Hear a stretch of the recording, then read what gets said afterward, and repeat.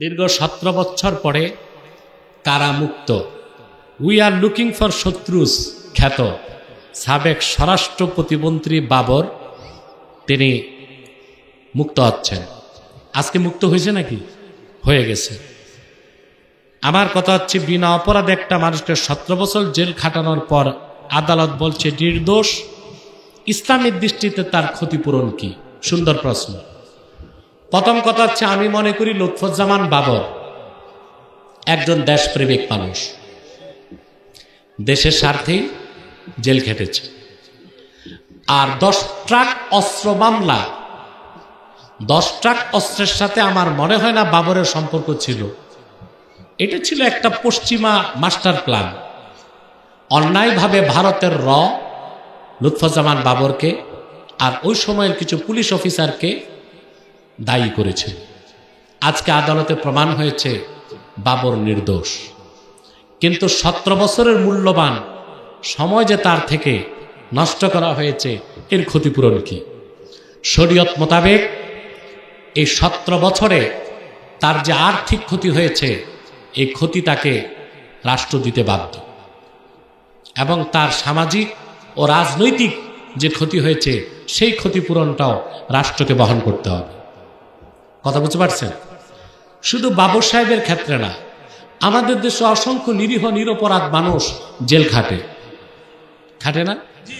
এ যতগুলো মানুষকে 15 বছর আয়না ঘরে রাখছিল, এরা কি ক্ষতিপূরণ পাইছে? কোনো ক্ষতিপূরণ তো পায় না। এদের ক্ষতিপূরণ দেওয়ার দায়িত্ব হচ্ছে সরকারের, রাষ্ট্রের। আসলে ইসলামী আইন ছাড়া জাস্টিস, ন্যায় বিচার আশা করা যায় না।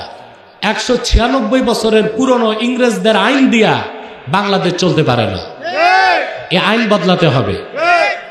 ইংরেজদের 196 বছরের বস্তা পচা জঙ্গলি আইন দিয়া বাংলাদেশ চলতে পারে না। রাষ্ট্র সংস্কার করতে হলে আইনকে বদলাতে হবে, সংবিধান বদলাতে হবে, এবং ধাপে ধাপে বাংলাদেশে শরিয়া আইনকে বলবৎ করতে হবে। আরে ভাই, খেলাফত কবে বাংলাদেশে প্রতিষ্ঠিত হবে সন তারিখ আপনার জানার দরকার নাই। আপনি খেলাফতের রাজনীতি বিশ্বাস করবেন, চেষ্টা করবেন, সফলতা কে দিবেন? মৃত্যু যদি এসে যায়, কাল হাসর ময়দানে খেলাফত প্রতিষ্ঠার জন্য যে ইমাম হোসেন রক্ত দিয়েছেন, আমার নেতা তোমার নেতা ইমাম হোসেনের পতাকা তলে জায়গা হয়েছে। চেয়ারে বসে নামাজ পড়লে কি নামাজ আদায় হবে?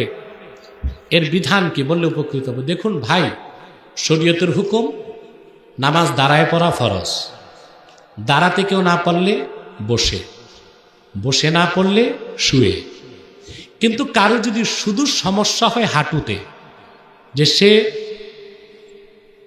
হাঁটু ভেঙ্গে বসতে পারতেছে না, যদি দাঁড়াতে না পারে মসজিদের ফ্লোরে বসতে পারে, তাহলে চেয়ারে বসে নামাজ হবে না, ফ্লোরে বসে নামাজ পড়বে। কিন্তু ফ্লোরেও বসতে পারছে না, ওই লোকটা চেয়ারে বসে নামাজ পড়লে নামাজ হবে। বেতের নামাজ কত রাকাত পড়তে হবে? 1 রাকাত নাকি 3 রাকাত? শরীয়তে 1 রাকাত বলে কোনো নামাজ নাই। বেতের নামাজ 3 রাকাত। নামাজের সময় হাত কোথায় বাঁধা সুন্নত? পুরুষ মহিলাদের জন্য কি আলাদা বিধান?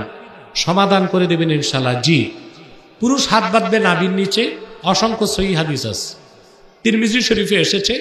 হযরত আলী রাদিয়াল্লাহু তাআলা আনহু বলেছেন, ইয়াদাউল ইউমনা আলাল ইউসরা তাহতা সুররা। পুরুষ ব্যক্তি বাম হাতের উপর ডান হাত ধরবে, নাভির নিচে বাঁধবে। হাদিস আবু দাউদ শরীফে এসেছে, অমিনাস সুন্নাতি ওয়াদউল আকুফি আলাল আকুফি তাহতা সুররা। সুন্নত হচ্ছে বাম কবজিগুলোর উপর ডান কবজিগুলো ধরবে, নাভির নিচে বাঁধবে। বুঝলেন? সহিহ হাদিস, 86 হাদিস। আর মহিলারা বুকের উপর বাঁধবে। ওয়াইল ইবনু হুজুর থেকে হাদিস এসছে বুকের উপর হাত বাঁধার। আমরা হানাফিগণ বলি মহিলারা বুকের উপর হাত বাঁধবে, এতে তাদের পর্দা সুসংহত হয়। আর পুরুষরা নাভির নিচে বাঁধবে। পুরুষ বুকের উপর হাত বাঁধলে অহংকার প্রকাশ পায়। কথা বুঝতে পারছেন?